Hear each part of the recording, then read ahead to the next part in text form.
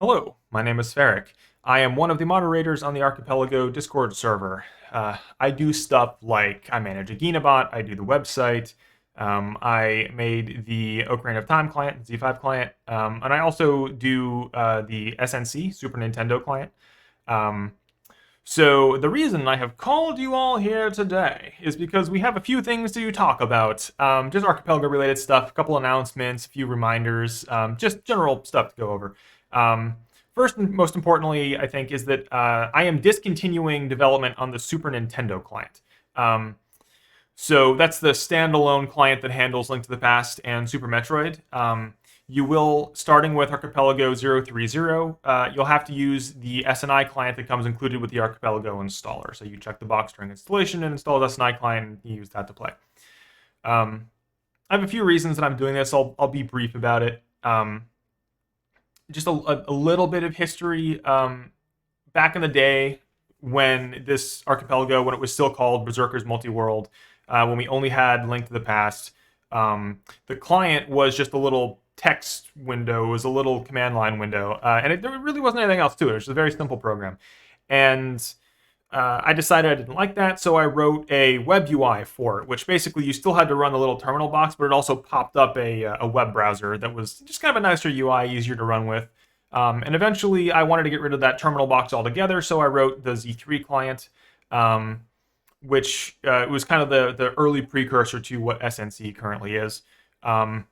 That was originally intended to be an outright replacement for that terminal client. That's not exactly what happened, but that's one of a couple things. I'm going to get into it a little bit.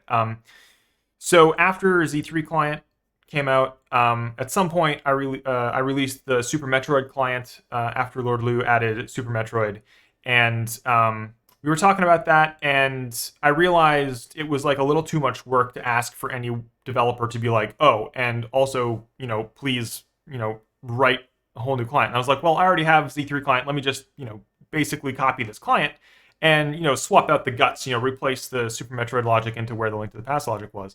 And so that's where Super Metroid client came from. And then Espeon started working on Ocarina of Time, and I reached out and I was like, yo, do you have a client solution yet? And he's like, nah, I don't. I said, all right, well, no worries. I'll take care of it. I'll make a client, right? So that's where Z5 client came from. And so now I have these like three programs that all look very similar, kind of floating out in space. And so I decided it would be better to combine the Super Nintendo clients into one named Super Nintendo client, which I did. And during the course of that, I also spent like a pretty ridiculous amount of time making it so that developers could add new games into Super Nintendo client like really easily. Instead of having to like figure out everything, all you had to do was write 3 files and then you're good. You had a new game in there, right?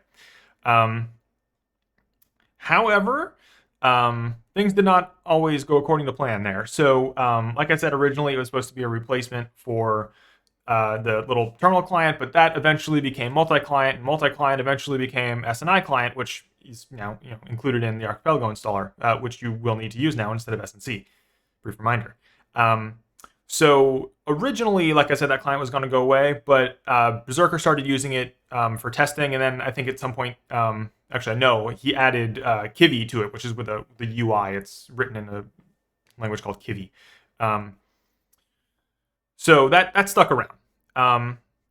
And so it ended up that we had competing clients. And so that's kind of one of the reasons I'm getting rid of SNC is that I could be focusing my development efforts somewhere that is not competing with ourselves. So that's, probably a good idea. The second reason I'm getting rid of it is developers don't seem to want it. I spent all this time kind of writing it so that, it'd be easy to add games into. And then, Lord Lu, he said, when he was adding, or he's working on SMZ3, which is the Super Metroid and Link to the Past, like squished into one game, which you should totally check out if you haven't. It's awesome. He actually approached me. He was like, yo, do you want to include this? And I said, well, I wrote this up so that it'd be easy for you to do it. And he said, no, I've already got it in SNI client. I don't want to do it a second time. I'm like, all right, fair, right? So I figured, well, maybe this is a failure of me to advertise. And then Black Silver comes along and he writes Secret of Evermore, and he just does his own client. I'm like, well, like power to him. I'm not like personally attacking anyone. I just like I wrote this thing because I wanted people to use it, and people just aren't using it.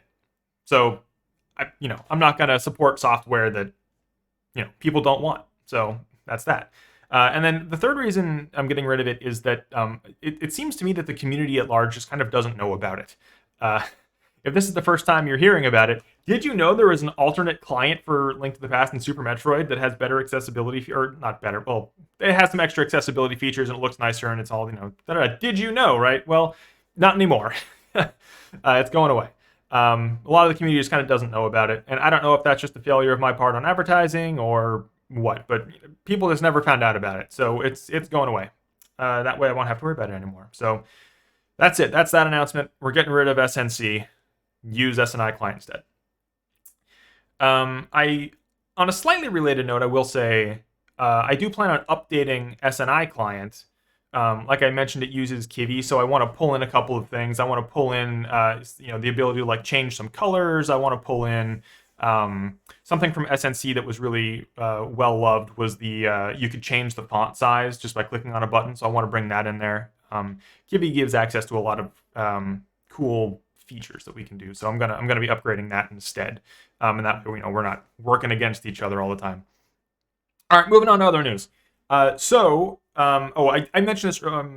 I mentioned I developed OOT client. SNC is going away. OOT client is obviously staying. I would not discontinue that, so it's plenty safe. All right, so website updates. I have been working with the designer on the upgraded assets and look and feel of the website. We have come pretty far. So two important things to note about that. Number one, we're getting a new logo. So those little the 6 globes that we have, the orbs that represent Archipelago, kind of in that circle, that's getting a tweak. It's not changing in any heavy way, but it's basically gonna be touched up by a professional designer instead.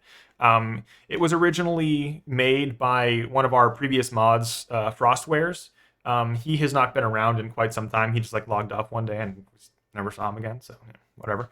I don't even think we have the original source files for that icon anymore. Anyway, so the designer's got it. She's touching it up, working with some new fonts for it, new textures, whatnot. So we're gonna get a little updated version of that, which would be pretty cool. So that's coming here pretty soon. And the other thing I wanted to talk about is the themes for the website. And I don't mean themes like you click a button and change your theme. I mean like what we're doing is I'm changing the way that the website displays its styles. Right now we have 3 themes, in air quotes, if you will. It's the grass theme, the desert theme, and the ocean theme. Ocean is on the landing page with the islands and floating clouds and stuff, so that one's pretty obvious. The grass theme is used for like FAQs and setup guides and that kind of thing. And then the desert theme, I think it's only used right now on the tracker. So what I'm doing is we're modularizing these themes. And what this is going to allow us to do is when a developer is adding a new game to Archipelago, they have a class file they write, or a series of files really, but inside of one of their files, they're going to be able to just set a variable that's just going to tell the system what theme to use. And that will allow everything that's inside of /games, so like your FAQ page and your any like actually not necessarily tutorials, but I might figure a way to do that. But essentially, like anything that's under /games/ like Link to the Past or /games/ Risk of Rain, right? Like games underneath there will share the theme that the designer chooses in their code. So I do have a list real quick of themes that we currently have. This also includes, by the way, updated themes. So while we are keeping some of these, they have been updated. The asset sizes have been increased so that they don't look like they're tiled as much. They kind of flow a little bit better. You'll like them when you see them. So the themes that we're going to have is Dirt, which again we're making is available for whoever wants to use them. So it's not just locked to one page anymore. Anything /game/ whatever. So we're going to have Dirt, grass with no flowers, which is basically just like little, grass petals, right? And then grass with flowers, which is obviously grass with petals and flowers. And then we're also adding an ice and a jungle theme.